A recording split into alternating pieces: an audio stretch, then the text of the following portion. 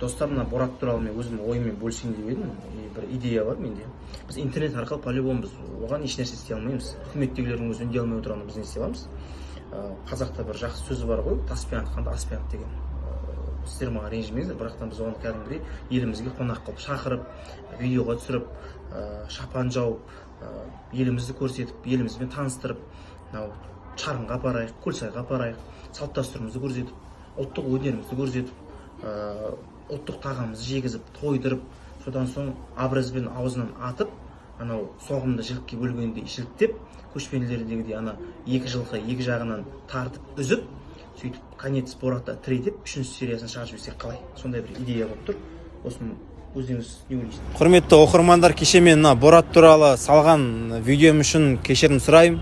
Оның дұрыс емес екенін полиция қызметкерлері түсіндіріп айтты. Мен айтқан жаңағы екі жылқы екі жағынан тарту керек, ату керек деген сөздерім дұрыс емес екен. Оны жаңағыдай қыдыртып Шарынға апарамыз деп айттым ғой. Сол бетте Шарыннан таудың үстінен бір-екі рет жерге қадап алып барып, Көлсайға батырып, сосын барып ату керек екен ғой. Сөйту керек қой, дұрыс қой, сосын барып екі жылқы екі жағынан тартып сөйтіп не істеу керек. Сол жағы дұрыс болмай қалыпты. Осы кісілер айтып, дұрыс болып тұр сол барлығы. Сол айтып жіберейік деп едік.